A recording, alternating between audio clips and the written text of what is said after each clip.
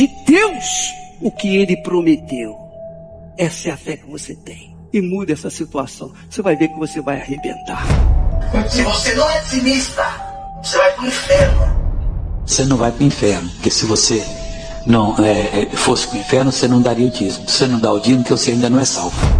Você ganha uma quantidade que é assim, um desafio de fé, dizimar.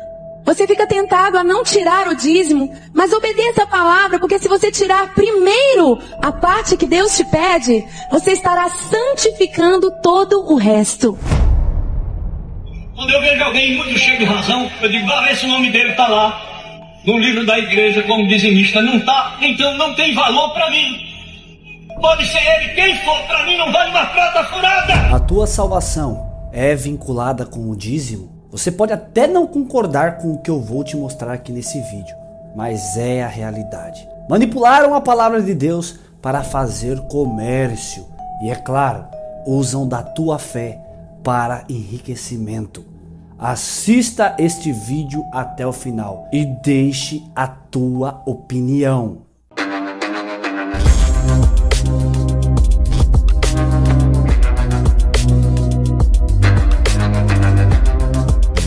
Meus queridos e amados irmãos, mais um vídeo para todos vocês.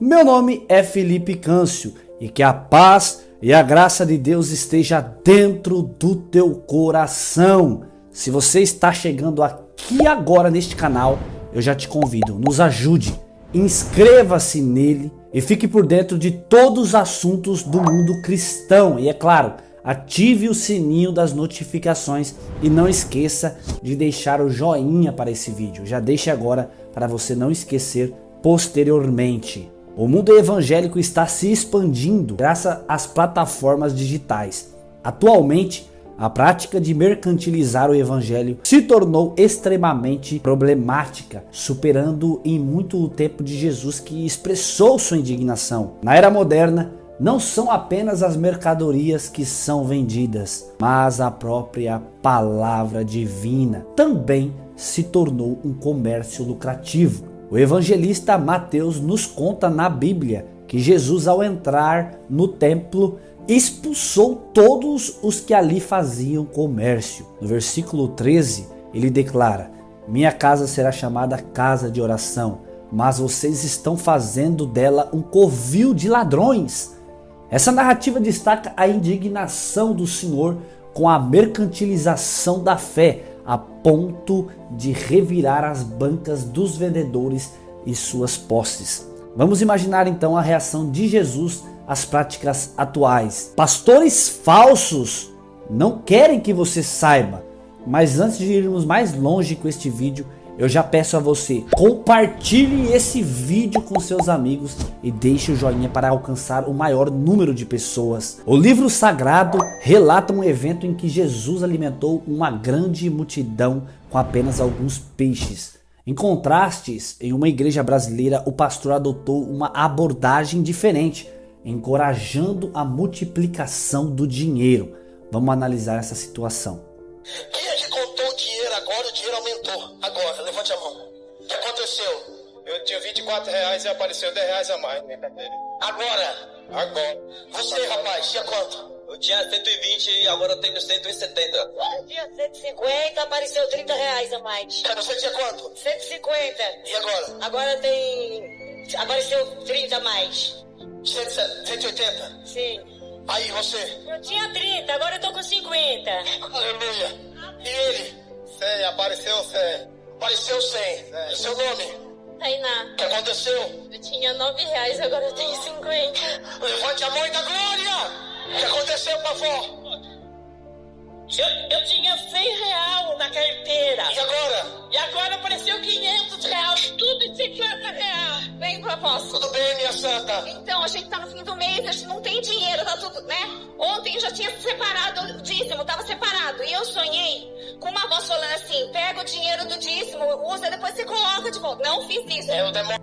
É evidente que os recursos que Deus deveria multiplicar estão sendo arrecadados para o objetivo de financiar a expansão do evangelho e também enriquecimento dos pastores. Para aqueles que contribuem, há uma promessa de receber benções e prosperidades em troca. Se o retorno esperado não se materializa, a culpa não é de Deus, mas do indivíduo que, na opinião deles, falta fé. Todos eles são mentirosos, enganadores, independente se é pastor, padre, apóstolo, papa, que seja. Eles querem apenas arrancar o teu dinheiro. Tem havido um aumento notável no número de pessoas que se autodenominam artistas do evangelho. Muitos músicos famosos migraram para este gênero, considerando um verdadeiro nicho de mercado para a fé, um setor alarmante e lucrativo que usa o nome do Senhor Jesus como um embaixador para gerar grandes quantias de dinheiro.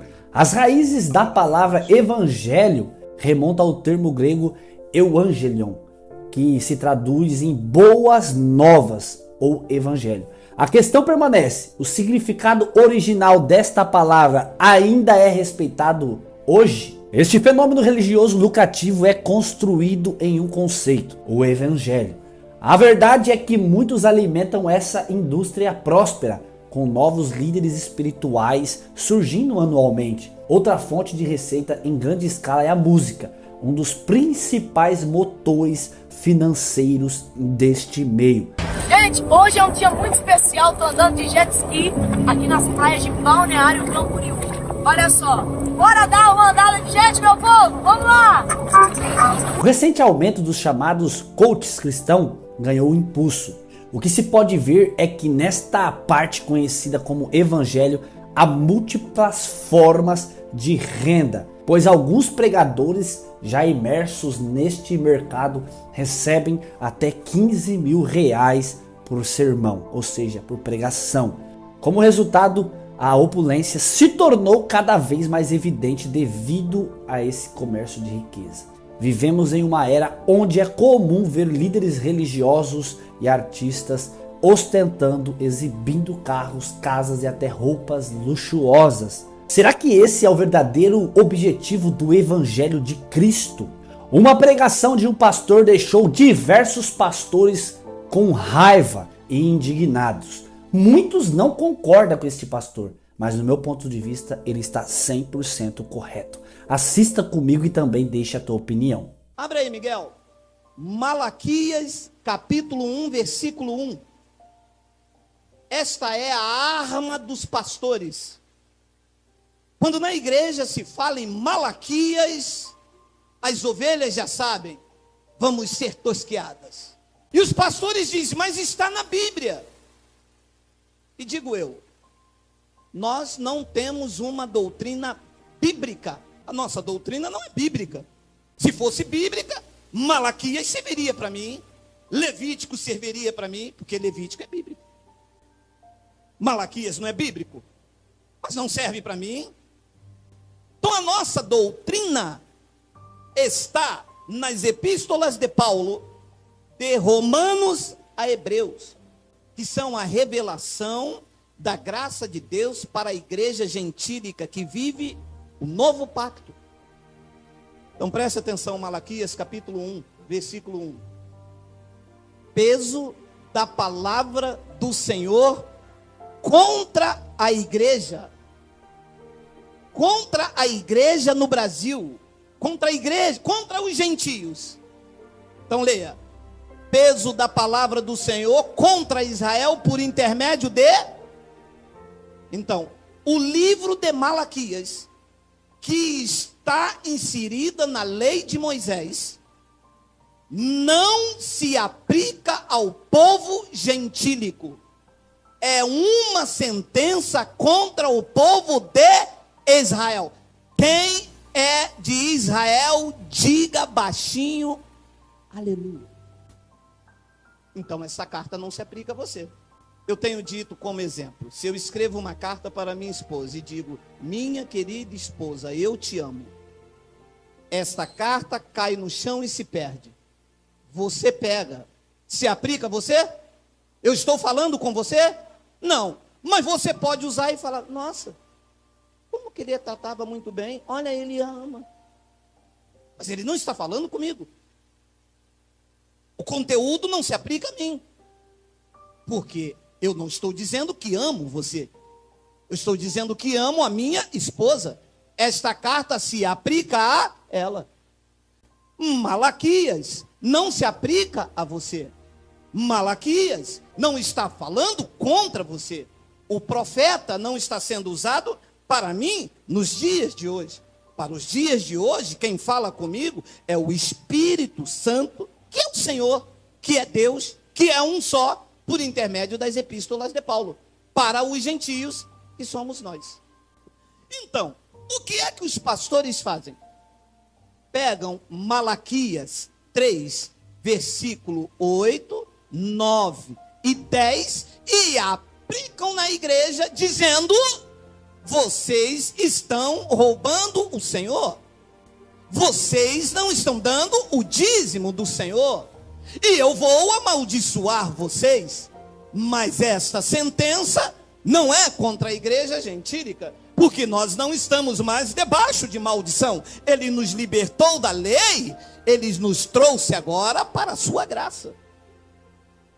Então, quando os pastores vêm com Malaquias 3:10, ele está pregando o livro da lei para a igreja gentílica. E a igreja gentílica não pode receber lei, porque todos os que estão debaixo da lei, disse Paulo aos Gálatas, estão debaixo de maldição.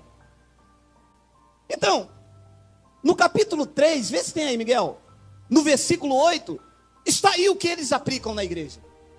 Lembre, mas isso aqui não é para você nem para mim, porque nós não somos de Israel, nós somos da igreja gentílica, nós somos da igreja do novo pacto, aonde o sumo pastor é que nos conduz em toda a verdade.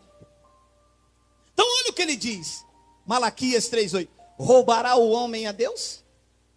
Todavia vós me roubais. Vós quem? Com quem que ele está falando? Com o de Israel. Diga, não está falando comigo? A carta não é para mim.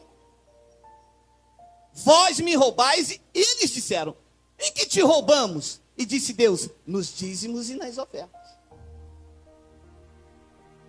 9. Com maldição sois amaldiçoado, porque a mim me roubais. Sim, todas esta nação, Brasil, Espanha, França, Canadá, não são as nações. Se fosse nações, tinha brecha, porque nações são mais de uma. Então estaria incluída aqui a França, o Canadá, o Zaire, a Colômbia, a Luanda, mas está no singular, porque está falando com uma nação só, e essa nação é Israel. E nós não somos como Moisés. Isso não aplica na minha vida e nem na sua. Alô, da Zâmbia? Ué, e por que os pastores não pregam isso? Porque são cães gulosos. O seu Deus é o ventre. Estão atrás de tosquear as ovelhas. As suas solenidades são para ganhos próprios. Eles não querem instrução e verdade, porque se pregarem o que vem para ir para frente, a igreja fica vazia. Eu não tenho medo da igreja ficar vazia, a igreja não é minha. O que te prende aqui não pode ser a cerca, o que te prende aqui é o alimento. Entende-se? Eu estou pregando aqui sobre o temor do Espírito Santo, senão Paulo se levanta e vai embora. Está aqui como aferidor, e você deve estar aqui assim também. Não pode permitir que eu pregue o engano em você aí, alimentando o meu ego, eu te enganando e você deve estar aqui pela verdade. E é por isso que a igreja se tornou o que é, porque as pessoas não vão em busca da verdade. As pessoas vão em busca daquele irmão que é muito legal, ou eu não consigo sair de lá porque lá as pessoas são bacanas. Aqui ninguém é legal, aqui ninguém é bacana, aqui a palavra é que nos alimenta e estamos aqui por ela. E quando alguém errar por nós, por causa da palavra que nos alimenta, nós suportamos uns aos outros em amor.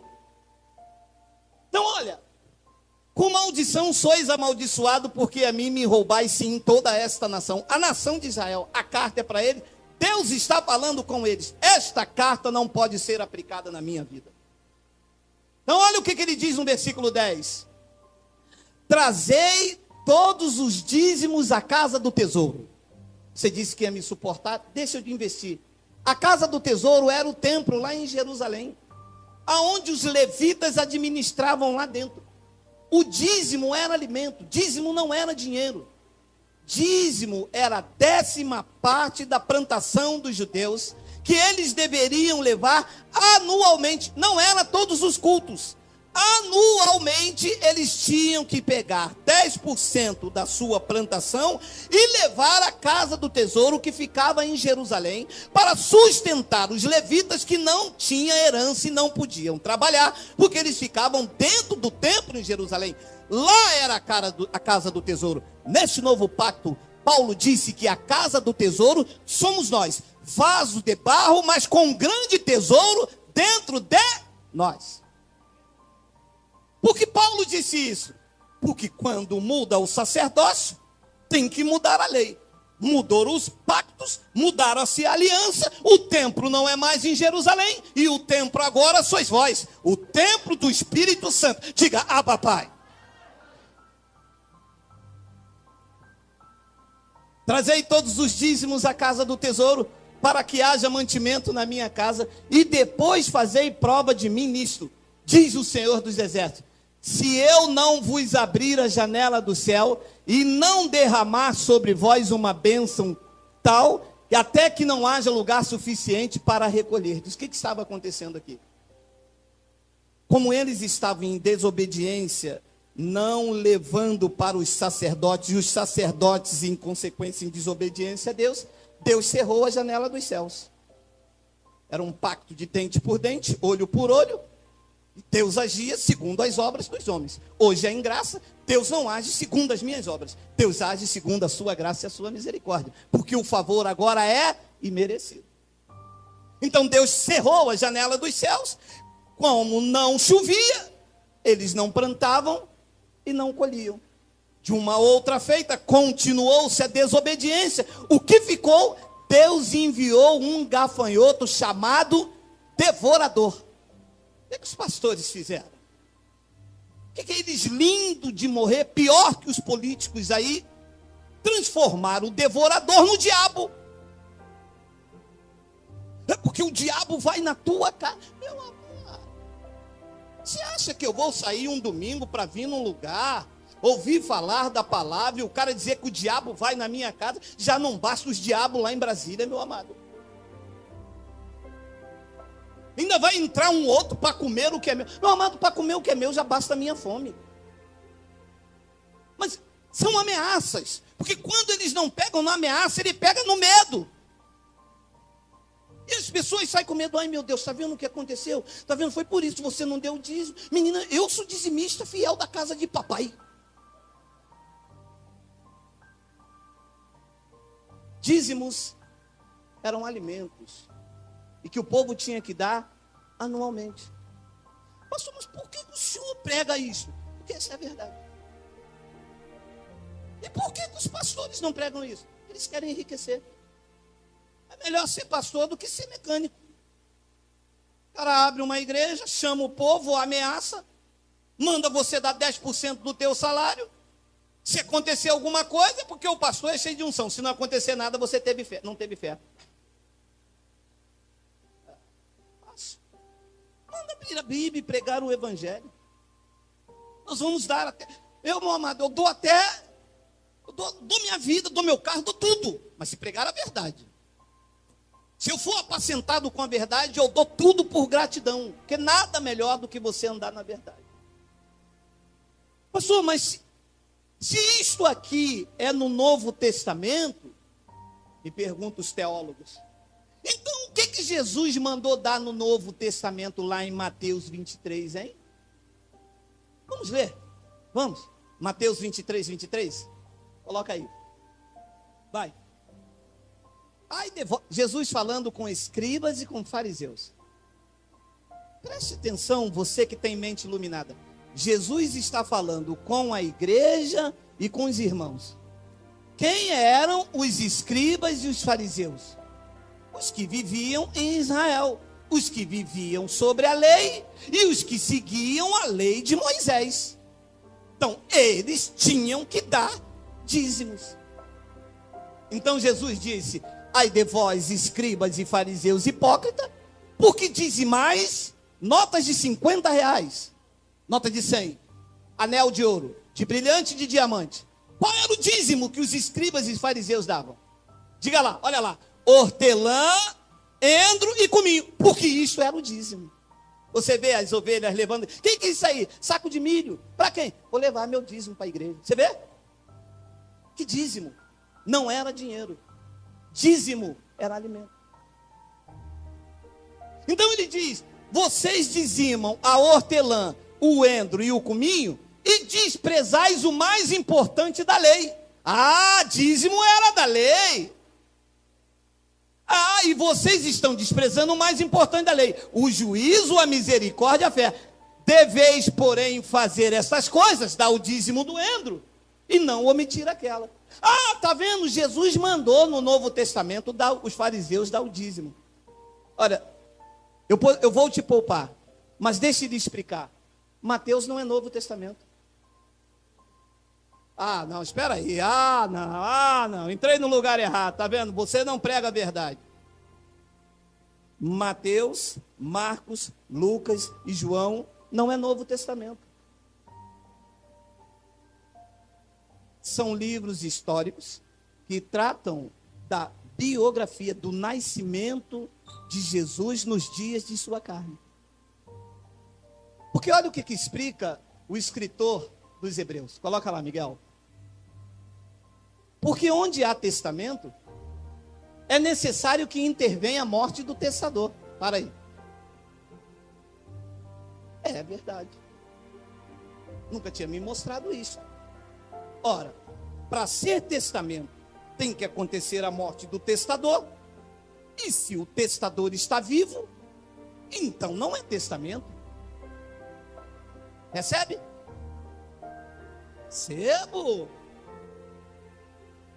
Recebo o entendimento do Espírito na minha mente. Então, enquanto Jesus, nos dias de sua carne, o conhecido Emanuel, estava andando em Jerusalém, ainda era a lei, porque a lei e os profetas duraram até João.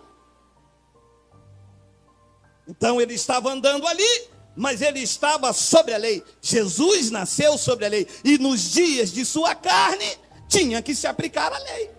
Porque para ser Novo Testamento, era necessário que intervenha a morte dele. Então, da cruz para cá, aí sim é Novo Testamento. Porque olha o que ele diz, 17, olha, lê agora. Porque um testamento tem força onde houve morte. Ou terá ele algum valor enquanto o testador vive? Então, enquanto Jesus estava vivo, não tinha Novo Testamento, ainda era velho. Recebe, diga eu recebo. É isso aí. Pastor, mas por que isso só tem aqui? Não, isso não tem aqui. Isso está aqui. Não está longe de ti, está na tua boca, está no teu coração. Eles que não pregam. Aí toda a doutrina da igreja está inserida onde? Mateus, Marcos, Lucas, João. Aqui é novo, vocês não pregam novo. Olha a mulher do fluxo de sangue, desce, Zaqueu. São histórias. Não tem revelação, não tem doutrina. Então eles pegam a passagem de Mateus 23, e diz que Jesus no Novo Testamento mandou dar dízimo. Mas Mateus, Marcos, Lucas e João não é Novo Testamento, porque um testamento só tem força de lei quando o testador morre. E o testador, que é Jesus, estava vivo em Mateus, Marcos, Lucas e João. Então, quando você abre da cruz para cá, você não vê Paulo falando em dízimo. Não vê Paulo obrigando os irmãos, sendo pesado aos irmãos. Paulo trabalhava, Paulo passou dificuldade, a igreja, sem acusação da lei, respondeu com gratidão. Não deixava o apóstolo passar aperto. Ele disse: eu recebi tudo, estou cheio, desde que Epafrodito me trouxe das vossas mãos, como um sacrifício suave e agradável a Deus. Mas sem imposição. Você entra na igreja 2 horas pedindo dinheiro. Você entra na igreja, a ovelha sai tosquiada, te ameaça. E a ovelha entra dentro de casa, vê a panela cair, aí ela lembra que o pastor disse: ó, o devorador na tua casa. Uma panela que caiu. E é assim que as ovelhas estão fora do pasto. As ovelhas estão no mundo aí porque entraram dentro. Eu consigo ver, às vezes, com meus olhos espirituais, às vezes elas entram aqui, eu vejo. Cara, Caramba, olha, mas o cara chega, passou a máquina, nem, porque às vezes eles passam a máquina tem uns que tosqueiam, mas chega, passa a máquina, a pessoa entra quebrada, com vontade de subir. As pessoas querem ouvir tudo, menos de Deus, que elas foram tão tosqueadas, tão feridas, só prestaram enquanto tiveram, só prestaram enquanto podia dar, que na hora em que elas mais precisaram, é o vale quanto pedra. Então Deus tirou tudo isso. Então olha, eles usam uma passagem, e eu fico, me suporte, porque isso meu espírito se revolta, quando a pessoa deveria ensinar a igreja, elas usam expressões para tomar o dinheiro. O descaramento, e até de algumas igrejas em graça, são tão grandes, que eles usam uma passagem que Abraão deu dízimo. E diz assim, mas Abraão deu dízimo, foi antes da lei. Olha só. Hebreus capítulo... Volta, Miguel. Vai, pode ir, perdão, pode ir, vai. Aí, ora, sem contradição alguma, o menor é abençoado pelo maior. 8. E aqui, certamente tomam dízimo homens que morrem. Ali, porém, aquele de quem se testifica que vive. Preste atenção na revelação. O apóstolo Paulo está escrevendo aos hebreus. Quem são os hebreus? Os hebreus são um povo que vive em Israel. Você vê que Paulo tira a sua ótica dos gentios e escreve uma carta específica para os hebreus. Todo o conteúdo desta carta é para os hebreus e que serve de observação, de conhecimento para mim. Quando Paulo escreveu esta carta, ele escreveu no ano 65. E o templo em Jerusalém só foi derrubado nos anos 70, de acordo com a profecia de Daniel. Então, neste tempo aqui ainda, aos hebreus, o templo levítico estava de pé. As pessoas aqui em Hebreus, olha, carta aos hebreus, neste tempo aqui, no ano de 65, o templo estava de pé e as pessoas levavam sacrifícios, levavam os seus dízimos ainda, porque o ano 70 da profecia não tinha chegado e o templo não foi destruído. Então Paulo está dizendo, aqui certamente, aqui não é aqui em Caxias, aqui não é aqui no Brasil, aqui é lá na cidade dos hebreus, no ano 65. Então eles usam isso aqui e dizem, não, aqui certamente tomam dízimo os homens que morrem, mas ali, porém, aquele que se testifica que, de quem vive, está apontando para Melquisedeque, quando Abraão deu dízimo a Melquisedeque. Então olha o que ele diz no versículo 9, e por assim dizer, por meio de Abraão, até Levi, que recebe dízimos, pagou. Agora preste atenção, você que conhece a graça. Abraão estava representando os gentios, ou Abraão estava ali representando o sacerdócio levítico? Então Abraão não foi exemplo para que os gentios dê dízimo. Abraão foi exemplo para o sacerdócio levítico, que quando Abraão encontrou Melquisedeque, os levíticos não tinham sido levantados ainda, e Melquisedeque, que era Deus, estava pré-anunciando o evangelho da circuncisão a Abraão. Olha o que diz no versículo 10. Porque ainda ele estava no lombo de seu pai, quando Melquisedeque lhe saiu ao encontro. 11. De sorte que se a perfeição fosse pelo sacerdócio levítico, porque sob ele o povo recebeu a lei, que necessidade havia logo de que outro sacerdote se levantasse segundo a ordem de Melquisedeque, e não fosse chamado segundo a ordem de Arão? 12. Porque mudando-se o sacerdócio, necessariamente se faz também mudança de lei. Mudou o sacerdócio. Não é mais o templo em Jerusalém. Não há dízimos em graça. Em graça é por gratidão. Em graça não é como eles colocam. É por isso que a igreja da graça não é esse império que está aí. Porque o foco não é o dinheiro, não é o vil metal. Deus não está associado a dinheiro. Eu vou repetir. Você não vai encontrar Deus se relacionando com o dinheiro neste local. Este é o local de exaltação e de conhecimento ao Cristo vivo. Jesus, quando nasceu, ele nasceu entre os animais. Os magos, quando foram procurá-lo, foram até o palácio de Herodes, querendo saber aonde nasceu o rei, o Salvador. A estrela o foram os guiando e foram levando para uma estrebaria. Alguns deles falaram, mas não pode. Disseram que quem nasceu foi o Salvador, o palácio é lá. Como a estrela está apontando para aquela estrebaria? O rei do universo resolveu nascer entre os animais. E decidiu morrer entre os ladrões. Ele poderia nascer no palácio de Herodes, podia ter sido enterrado na tumba de Faraó. Não fez, para que os homens que têm olhos iluminados entendam que a maior riqueza que se pode ter não é o vil metal. Ele não quer que ajunte tesouro nessa terra. O que ele te deu é para o teu aprazimento, para sustentar nas tuas necessidades. Nós não temos ganância financeira, não há teologia da prosperidade. A nossa maior riqueza está viva, sentado no trono do universo, governando todas as coisas pela palavra do seu poder.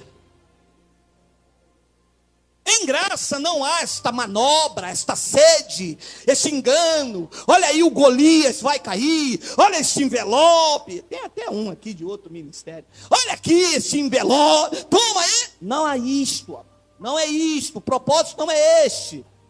O propósito é levar o conhecimento e libertar as vidas cativas, amarradas, ajudar os necessitados, os aflitos. Esse é o propósito da igreja em graça, somar na vida do outro. É isto que o apóstolo Paulo deixou como ensinamento. Olha lá, 2 Coríntios 9, pode passar por causa do horário, senão eles não me suportam. Olha lá.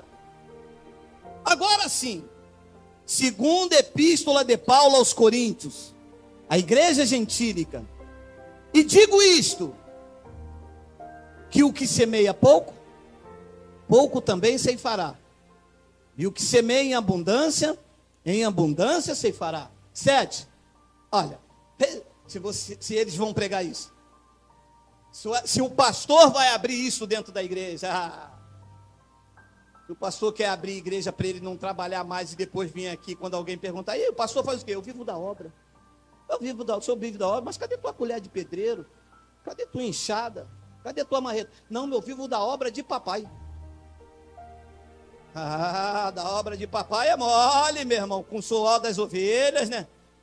As ovelhas não podem comprar um remédio, porque se comprar o remédio está roubando de Deus. A mulher bateu aqui, pastor, eu queria tanto comprar um gás, mas o único dinheiro que eu tinha, eu tive que dar o meu dízimo. Eu falei, minha irmã, a senhora volta lá. Não, mas que se eu for lá, então vamos nós dois. Não, eu falei, então deixa, minha irmã. Jaque, oi, manda o dinheiro para a senhora comprar o gás. Minha irmã, venha na nossa reunião, venha ouvir a verdade. Não deixe de comprar o gás para sustentar esses lobos vorazes. Deixar de comprar um remédio para sustentar pastor de carro zero. Pastor com os filhos estudando nas melhores escolas e o povo gemendo dentro da igreja. Vai ver aonde eles estão para pregar um evangelho mentiroso. Porque se fosse para pregar a verdade, até daria, né? Mas para pregar um evangelho de mentira, 2 horas na quarta, 2 horas no domingo, 2 horas de noite, a ovelha ainda é ameaçada. Olha, se eu pegar você numa igreja dessa, olha, eu estou avisando você, eu vou dar em você, hein? Porque não é possível. Olha lá. Cada um contribua segundo propôs no seu coração. Olha a diferença. Amado, vocês sabem, eu só tenho a 4ª série. Mas veja bem, contribuir é uma obrigação? Não. É uma coisa voluntária, gente. Ora, eu venho aqui, tem um ar-condicionado, tem uma água, o lugar é legal, pastor chatinho, mas tem que suportar em amor. Eu estou vendo que eu estou sendo instruído, isto me faz bem, não há ameaças, eu aprendo, os irmãos me acolhem. Bem, esse mês eu não posso dar nada, poxa, apertou lá em casa, eu estou me equilibrando. Pô, mas eu vou ajudar pelo menos a cooperar com uma água, um café, alguma coisa, ninguém me impede, ninguém me cobra nada. Meu amado, isto é uma contribuição. É isto que o apóstolo Paulo ensinou para este momento da igreja. Cada um contribua segundo 10%. Segundo o que o pastor mandou. Não o que está aí dentro do seu coração. Eu tenho pessoas aqui que dão 100%. Não, você não tem noção de pessoas aqui que ganham 2.000 e dão 2.500. Vão lá. Não, pastor, porque não pode parar, não pode deixar. Precisa ajudar. Porque isso é um espírito de gratidão. Porque isto vale muito mais do que qualquer Bíblia em riste. Porque é tocado pelo Espírito Santo. Se a tua semente não for tocada pelo Espírito Santo, ela não germina. Ela germina quando é o Espírito Santo a tocar. No antigo pacto, o homem tinha que tocar em Jesus. A mulher do fluxo de sangue tinha que tocar em Jesus. Isso é no antigo pacto. No novo pacto, é o Espírito de Cristo que toca em nós. Nós somos tocados, nós somos sensibilizados a ajudar, a fazer, a contribuir. Isso é o Espírito que permeia a igreja em graça. Ele diz, cada um contribua segundo propôs no seu coração. Ah lá, não com tristeza. Me desculpa, você vai me suportar mais 5 minutos, 10 horas. Olha, meu irmão, eu posso lhe garantir, todos os dizimistas da tal igreja dão dízimo com tristeza.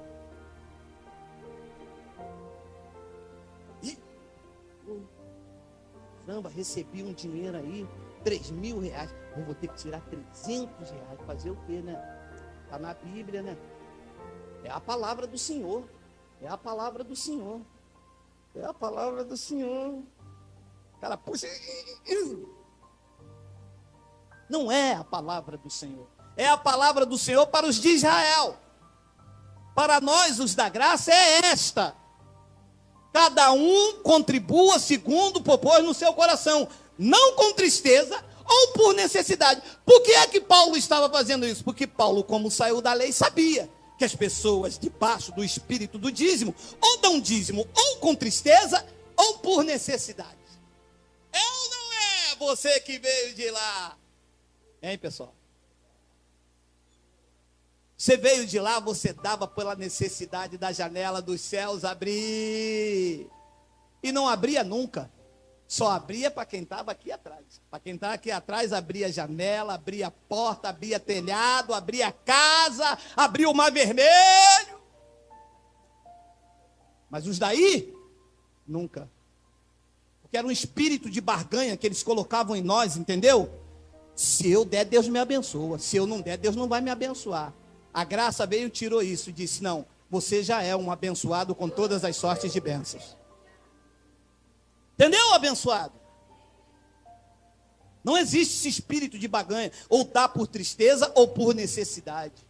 Não, eu estou dando dízimo lá na minha igreja lá, porque, poxa, eu quero comprar meu apartamento, cara.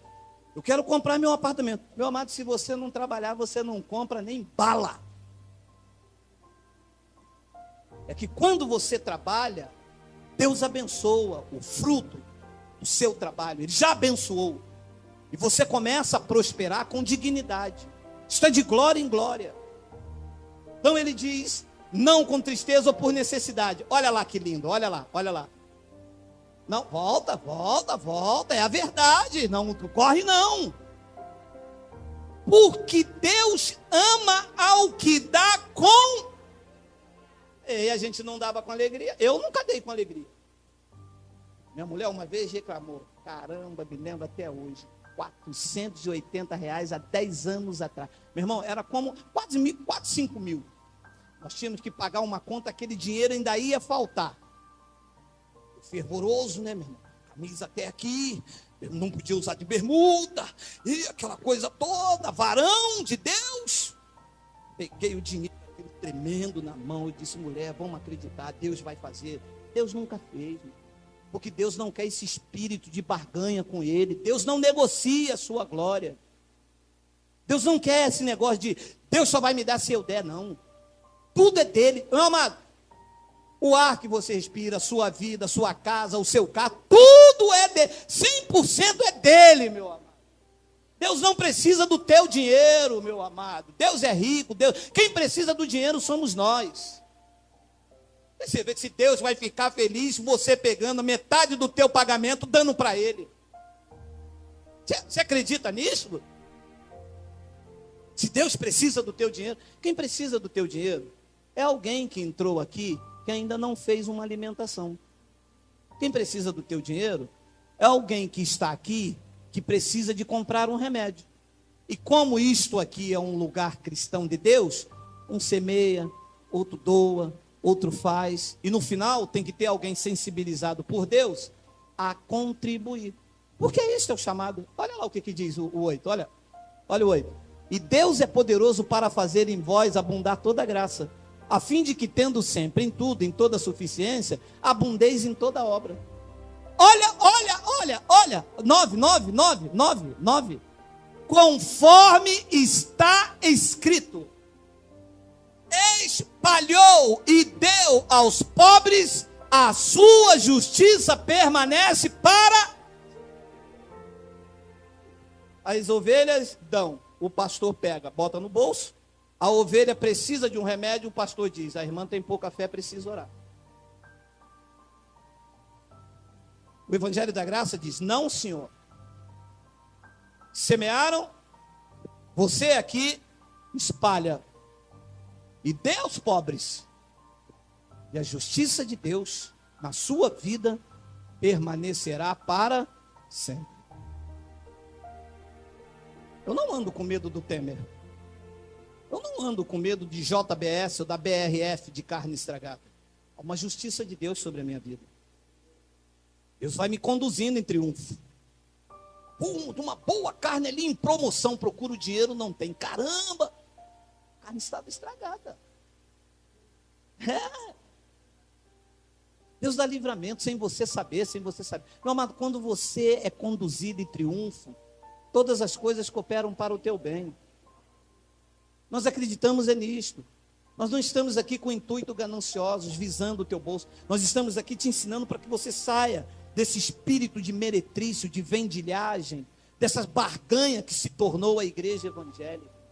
Ué, mas como que o senhor faz então para pagar a conta de luz? Vem, cara, 2 ar-condicionado, eu vou aumentar agora esse mês a potência desse ar, nós vamos pintar, reformar, nós vamos fazer várias coisas, comprar equipamento. Como é que o senhor faz tudo isso?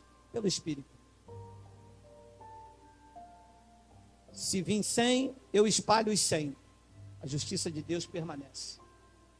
Ele faz, eu não sei como, às vezes tem mês que eu não sei como é. Mas nesses 6 anos, nunca faltou absolutamente nada. Nem na minha vida, nem na vida das pessoas que se propuseram a abraçar o Evangelho da Graça de Deus.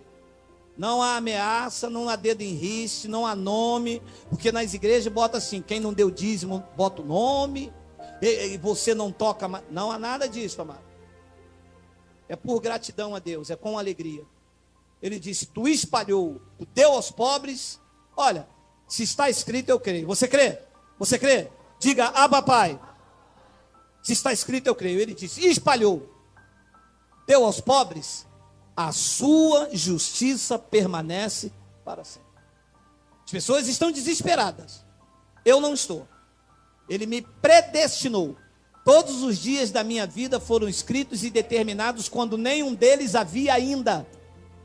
O dia que eu estou vivendo hoje já foram escritos e determinados. Deus sabia que eu iria viver em tempos difíceis, de emprego, de escassez e de roubalheira.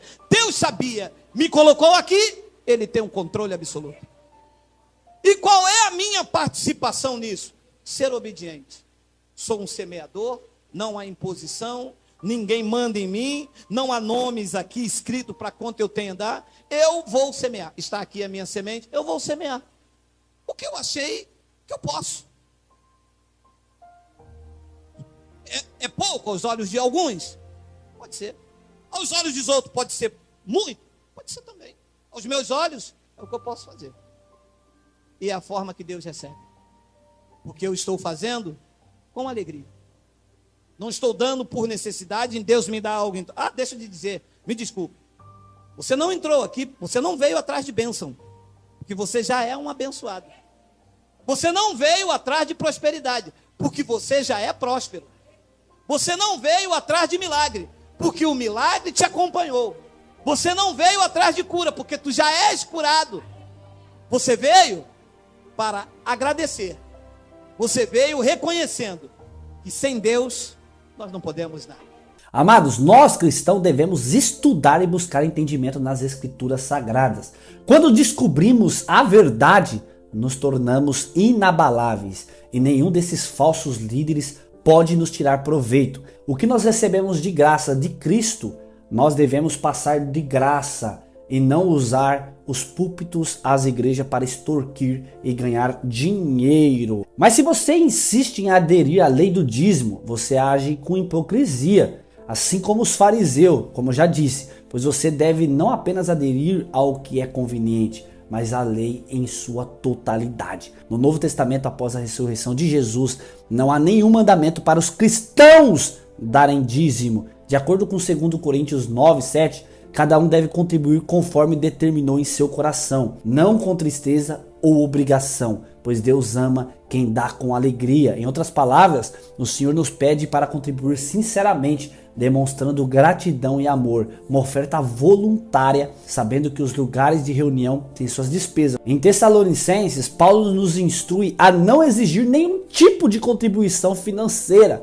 e a trabalhar para que não sejamos um fardo para ninguém. Esteja certo de que você não perderá sua salvação e não será devorado pelo devorador se não dizimar. Em Gálatas 5, Paulo diz que se você se permitir ser circuncidado, Cristo não terá valor para você.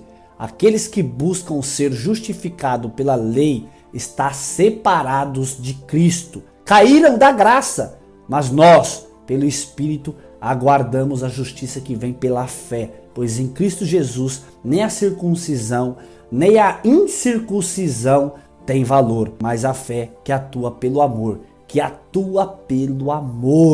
Portanto, a base de nossa relação com Deus não é a observância de rituais antigos, mas uma fé viva e atuante. Para concluir, irmãos e irmãs, sejamos vigilantes e criteriosos em relação a onde colocamos a nossa fé e nossos recursos. Não nos deixemos enganar por falsos profetas que distorcem a palavra de Deus para seu próprio benefício.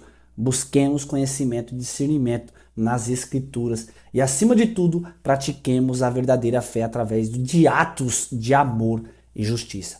Deus abençoe você que assistiu esse vídeo até aqui. Se esse vídeo trouxe alguma clareza ou ajudou você em alguma forma, por favor, curta, compartilha e também se inscreva aqui no canal. E é claro, amados, deixe a tua opinião nos comentários, pois nós sempre estaremos fazendo o possível para trazer conteúdos relevantes e edificantes para todos vocês. Deus abençoe cada um de vocês e até o próximo vídeo, se Deus quiser.